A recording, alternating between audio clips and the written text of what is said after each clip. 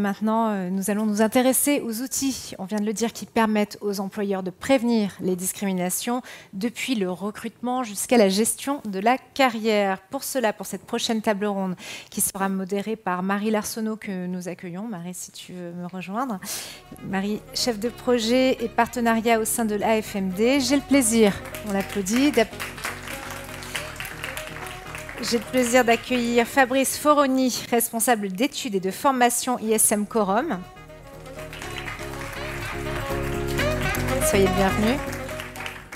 Et Valérie Molena, directrice emploi, formation et diversité chez Air France. Soyez le bienvenu. Marie, c'est à toi. Merci Annabelle. Bonjour à toutes et à tous. Je suis contente de vous retrouver cet après-midi donc dans le cadre de la série 2022 autour de cette table ronde qui, comme l'a dit Armelle juste avant, permettra de rentrer dans le comment, dans l'action et parler des outils qui existent pour prévenir les discriminations dans l'emploi. Et évidemment, ce qui va m'intéresser aujourd'hui, c'est de parler des process RH et de voir quels outils nous permettent à la fois d'évaluer, d'auditer, d'améliorer les processus RH et bien sûr s'assurer qu'ils soient exempts de biais discriminatoires. Donc des diagnostics, on l'a vu, il en existe plusieurs pour prévenir les discriminations. Ils ne répondent pas tous aux mêmes enjeux, ne s'utilisent pas de la même manière et pour les mêmes finalités. Donc pour en parler, j'ai convié cet après-midi 3 invités qui ont à la fois l'expérience et l'expertise pour qu'ils répondent donc à quelques questions et qui, j'espère, vous permettront de passer donc de la théorie à la pratique et vous inciter, si ce n'est pas le cas, de mettre en place une démarche de diagnostic dans de bonnes conditions. Donc, pour que tout le monde sache où vous vous situez, je vais vous présenter Fabrice Foroni. Vous êtes responsable d'études et de formation au sein d'ISM Quorum, une association qui œuvre pour l'égalité de traitement et contre toutes les discriminations. Depuis plus de 25 ans, ISM Quorum répond à des besoins, aux besoins des entreprises privées, mais aussi d'institutions publiques, en déployant des outils de diagnostic, des formations, de l'accompagnement et de l'évaluation. Valérie Molena, vous êtes directrice emploi, formation et diversité au sein d'Air France. Alors, dois-je présenter Air France ? Oui, quand même. Le groupe Air France KLM est parmi les leaders du trafic aérien international au départ de l'Europe, fort de 3 grands pôles d'expertise, à savoir le transport aérien de passagers, le fret et la maintenance aéronautique. Vous employez aujourd'hui 71 000 collaborateurs et collaboratrices. Et enfin, Joanne Titran, donc en tant que président de l'AFMD, je t'aurais normalement tutoyé, mais je m'adresse aujourd'hui au directeur diversité et inclusion du groupe Viadeco. Et je vais te vouvoyer si ça te va. Je vais essayer. Le groupe ADECO, donc, c'est un leader mondial en termes de solutions de ressources humaines, présent sur 5 continents, 60 pays et territoires. En France, le groupe emploie 8000 collaborateurs et permanents, répartis à travers différentes marques expertes comme ADECO, Humanis, Modis ou encore LHH, pour n'en citer que quelques-unes. Merci à vous 3 d'avoir accepté mon invitation. Et à l'issue de cette table ronde, nous prendrons des questions du public. Alors n'hésitez pas à les noter au fur et à mesure dans vos têtes. Et des micros passeront dans la salle, bien sûr, que vous puissiez les poser directement à nos intervenantes. Je vais commencer par vous, Fabrice. Quand on parle de diagnostic interne permettant de prévenir donc, les discriminations au travail, à quoi fait-on référence exactement ? Quel type de diagnostic existe-t-il ? Merci Marie. Ils ont déjà été évoqués finalement dans l'échange précédent, c'est bien, notamment Johan qui les pratique depuis des années. Maintenant, tu es allé à la théorie aussi, donc c'est très bien parce qu'effectivement, il a très bien dit qu'il y a une grande diversité de diagnostics. Donc, diagnostic interne, on va en retenir 4 principaux. Il y en a 2 qui sont très connus des entreprises. C'est d'une part d'auditer ces pratiques et outils RH au regard de la non-discrimination et de voir qu'est-ce qui est prévu pour recruter, pour gérer les carrières. Une autre aussi démarche qui est souvent connue des entreprises quand elles nous contactent, c'est d'aller enquêter les salariés pour recueillir leurs ressentis sur la diversité et l'inclusion ou les risques de discrimination. Puis il y a 2 autres types de diagnostics internes qui sont souvent moins connus des entreprises et qui visent à mesurer les risques discriminatoires.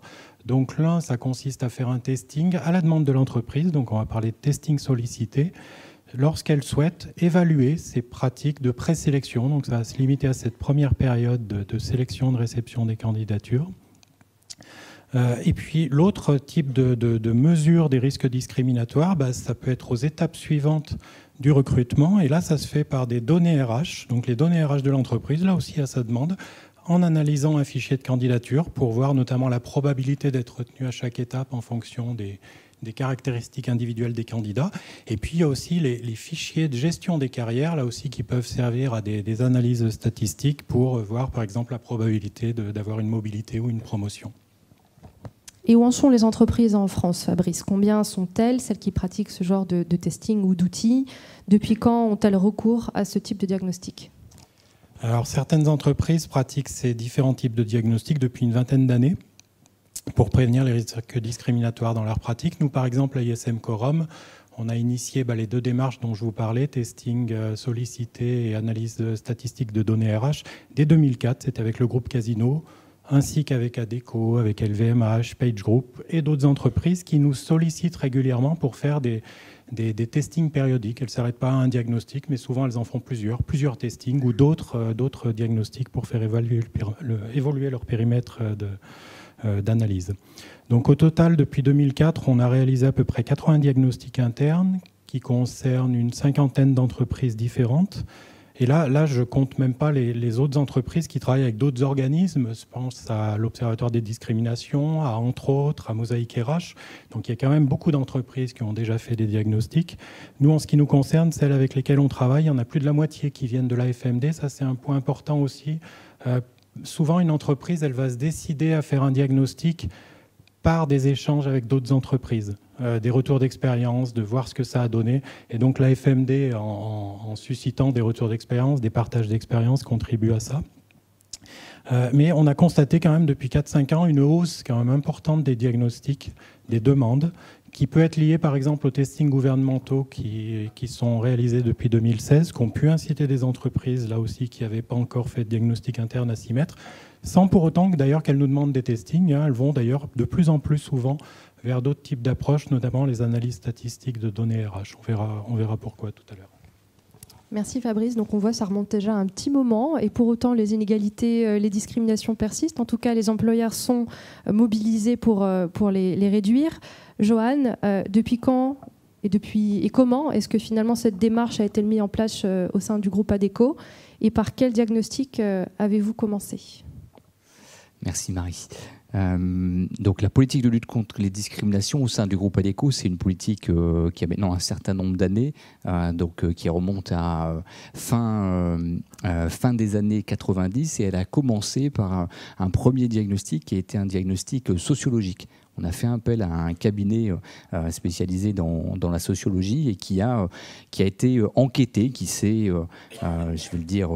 Voilà, je dirais un peu trivialement, je vais mettre des guillemets, mais voilà, à qui on a donné carte blanche et qui s'est baladé dans l'entreprise et qui est allé écouter ce qui s'y disait, est allé interroger des collaborateurs, des collaboratrices sur cette thématique évidemment de la discrimination et de l'exposition au risque de discrimination qui pouvait exister dans l'exercice de notre activité.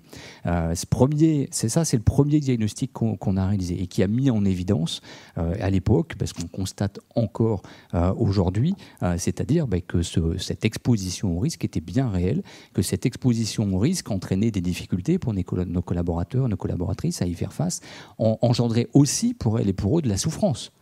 Parce que quand vous êtes recruteur, quand vous êtes un acteur sur le marché de l'emploi, que votre métier, ce pourquoi vous vous levez tous les matins, c'est de recevoir des candidatures, s'entretenir avec eux, évaluer leurs compétences pour essayer de leur trouver une solution d'emploi et que vous avez à faire face à des obstacles qui n'ont rien à voir avec les compétences, mais à des discriminations, des représentations, des biais discriminatoires, ça crée aussi de la souffrance au sein de nos équipes. Et donc ça, ce premier diagnostic sociologique, il a servi de déclencheur à une première action à l'époque. Alors je dis première action, c'est une vague de formation. L'ensemble des collaborateurs, des collaboratrices du groupe Adecco à l'époque, entre 2000 et 2002, ont été formés en présentiel pendant 2 jours à faire face à la discrimination dans l'exercice de leur activité. Et puis quand on a eu fait, alors je vous passe les étapes et les détails de toute notre politique, mais ayant eu fait cette cette étape de formation, donc de professionnalisation, c'est à laquelle je vous disais précédemment, je crois intimement et profondément, s'est posé la question d'une nouvelle évaluation. Parce qu'on avait mis en place de la formation, mais voilà, c'est quoi l'efficacité de ce puissant plan de formation qu'on avait mis en place? Et c'est là où on s'est retrouvé avec Fabrice, avec les équipes d'ISM, à mettre en œuvre une première campagne de testing sollicité de nos pratiques de recrutement. Cette campagne de testing sollicité, nos pratiques de recrutement, elle n'est pas arrivée là par hasard, elle est arrivée parce qu'on s'est retrouvé avec Fabrice et les équipes d'ISM, mais elle a été aussi mise en place dans un contexte particulier qui est que cette évaluation, ce regard qu'on voulait pouvoir poser sur la conduite de notre politique de lutte contre les discriminations, on a voulu le partager avec nos partenaires sociaux. Et donc on a engagé à l'époque, ça a pris 18 mois, ça a été un long cheminement qu'on a fait ensemble avec nos organisations syndicales pour aboutir en 2007 à un accord cadre de lutte contre les discriminations. Et dans les mesures prévues au dispositif de cet accord prévoyaient la réalisation de campagnes d'évaluation et donc cette première campagne de testing sollicité. Depuis, je vous passe les chapitres et pour nous faire arriver directement à 2022, on a renouvelé ces campagnes de testing sollicité, on a utilisé les audits, on a utilisé les diagnostics, on fait même des campagnes d'appel mystère pour ajouter encore un outil d'évaluation de notre politique de lutte contre les discriminations. Et si j'avais en synthèse, quelques ingrédients à retenir de ce cheminement et de la conduite de notre politique, vous l'avez compris, et je le répète, on l'a dit, mais il n'y a pas un outil ou une solution d'évaluation unique, mais il y en a une pluralité.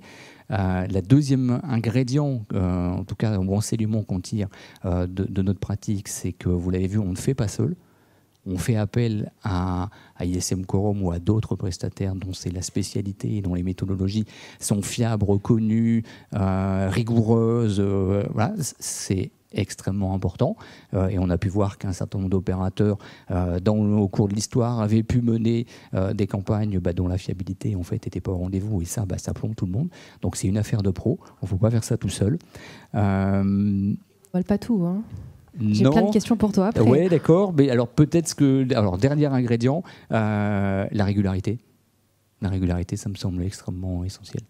Voilà, si je devais résumer notre histoire ou notre parcours en matière d'évaluation de nos pratiques. Donc plus de 15 ans déjà de mise en place d'outils comme la FMD qui a 15 ans également, je le précise. Merci Joanne pour ton partage. Valérie, je me retourne vers... Bon allez, je vais vous tutoyer, ça va être plus simple. Je me tourne vers toi. Air France se lance pour la première fois cette année dans une démarche d'analyse de fichiers de candidature et de gestion de carrière. Donc c'est les fameux outils de gestion de fichiers RH dont parlait Fabrice à l'instant. Pour quelles raisons Air France, où tu as décidé avec tes équipes de débuter cette analyse ? Bonjour à tous. C'est une réflexion qu'on a entamée déjà il y a quelques temps, mais c'est vrai que du coup, ça fait pas 15 ans, ça fait 3 mois, donc c'est tout récent. Mais en fait, Air France est engagée dans une politique RSE depuis de longues années. On a des plans d'action, on a signé, on est très engagé à travers le dialogue social, tu l'as évoqué, mais